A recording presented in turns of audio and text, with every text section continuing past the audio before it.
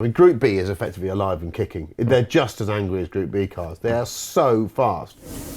Chris, I'm not sure I'll ever quite forget the look on your face in, I think it was 2019, Speed Week, Portimao. You'd just been driving the Hyundai i20 WRC car, yeah. You opened the door and you were just, it was just pure elation on your face. I think you said something like, one of the greatest things I've ever driven. They are wonderful, aren't they? But you've driven the new hybrid Puma WRC car. Yeah, they trusted me to drive the question's coming eventually. How do the experiences compare? The Ford experience was a bit different, rather better, rather more grown up. So I was on ice with a proper track to mess around on, whereas the WRC Hyundai I drove was on a circuit, which was, not ideal. They had a little dirt track. Yeah, Did you but go on the dirt? Ollie'd done that. I didn't do that. Oh. Yeah, these new World Rally cars, I thought the drivers were heroes. Yeah. And Gus, who's in one of the cars, is with us. I mean, he took me straight out in it, and that's when you go, oh God, here we go. I can't drive it like him. I can get maybe sort of 6/10 of the way into it, but I can't do what he's doing. The commitment and the way that they just understand how to activate the diffs and to make the car do what they want it to do.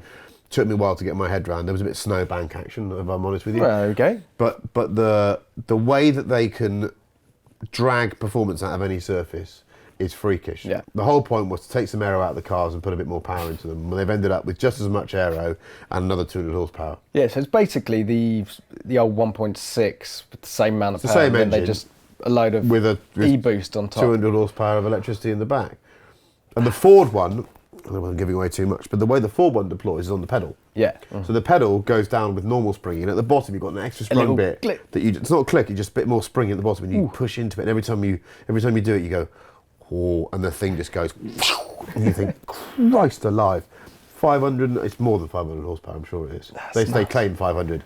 Not a chance. But am I right? You don't get it the whole time. So they're trying to be you've got to tricksy with you it. Effectively. There's a whole lot of FIA mandated stuff they've got to do. You have to deploy less on longer stages and more on shorter stages. That's the way it's working. On the super specials, they've got basically an S1 Quattro plus some in terms of power to weight with a much better transmission. I mean, Group B is effectively alive and kicking. They're just as angry as Group B cars. They are so fast. It's interesting, again, talking to Gus. Every professional racing driver is marked out from being a professional rather than an amateur by one thing for me. They can never have enough power. All my life I've always gone, that's fine. That's just plenty for me. And he went, this is enough for me. I'm not asking for more. Yeah. So on gravel, they're about as quick as they were last year. Yeah. On tarmac, he says, we'll drive away from them because we've got all this torque. Because they can use it to torque fill effectively. So they the moment they apply the throttle, they're gone. I think the nature of the events now, they are effectively running sprint events now, aren't they? They go back over the same stages. They know the stages so well. They have so many notes. They've recce'd them so accurately that actually, the scope for a massive, oh my God, I didn't see that coming. When you see rally footage of cars just going straight on into the abyss, I don't think that's really there anymore. Okay. Hence the reason you see these big crashes in testing. It's a bit more like racing now. Schumacher would always have a big spin on a Friday, wouldn't he? To get it out of the way so he knew where the limits were. The rally drivers are kind of doing that now. You see in testing when Neuville had that horrendous crash over the winter where he ended up, and the wreckage just looked like someone had found a car from the 1950s in a stream. It was horrendous. But they get those out of the way. Yeah. Although in Monty, I mean, you saw that one that went off. Yeah. Deary God. Yeah. But the sport is back to its spectacular best, but it's hard to find where to watch it now. And the more they go down the sprint route, the more it just becomes rallycross with scenery. Yeah. So I don't know how I feel about that, but there's no doubt the cars are amazing. And this year, if Rally GB's there, get out and bobble hat. Because I went and watched 19, and I just couldn't believe how fast they were through the woods. It's just mind-bending. It's going to be some big air. And what about other electrified motorsport? Because it's creeping right across everything now. It's been in F1 for donkey's years, but Formula E, Extreme E.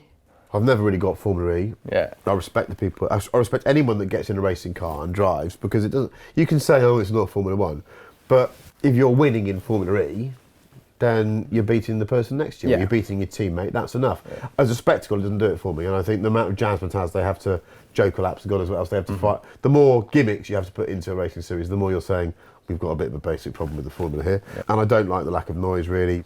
Why don't I watch it? I don't know. Just maybe I'm an old man. I think you got to commit to it for a certain amount until you start to care, and then you'll start to enjoy it. Maybe. But the incentive to watch it in the first place isn't there, because there's not the raw excitement. You flick over. Ooh. I'm not What's going to be going rude about that. Extreme E, I have more of a problem with. Okay. I think, I know we drove the car, Fred enjoyed driving the car, and the film was great fun.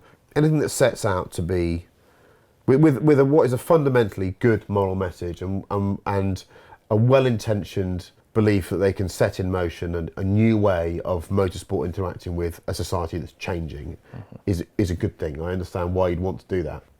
Sometimes you maybe have to stop and think the way we're doing this and the way we present it might not be entirely palatable for everyone. Sure. So a big, smelly, kerosene burning ship that goes around the place with all the stuff on it isn't clever to start with. I wonder how carbon neutral it is.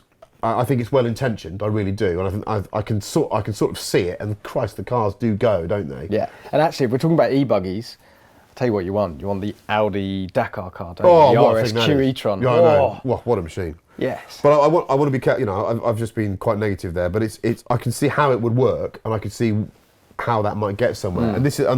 And what the people that organise that series would say is, you've got to start somewhere. We've got to start somewhere. You can't just sit back. If you take my attitude, you'll always end up racing at the same circuits, doing the same thing. So I respect the fact they tried to do something. Let's get out there, but I do refine just it. go, oh crikey, really? Yeah, there's some holes. Yeah.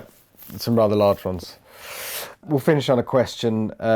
You can have one race car in your own garage. A modern car? Yeah, modern WRCs. Yeah. Or modern F1.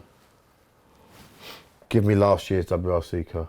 The hybrid is amazing, but there's something about how developed they'd become aerodynamically and the way they looked. Like the Yaris. Oh, the Toyota was the one, yeah. With all the flicks and it was just nonsense on wheels. So I'd probably have that. If it was this year, I'd probably have the F1 car because I think they're beautiful again. Yes. But there's a simplicity to the shapes that I find really appealing. And the Ferrari particularly. Yeah, it's a Head-on. It's a great looking car. So yeah, probably the F1 car.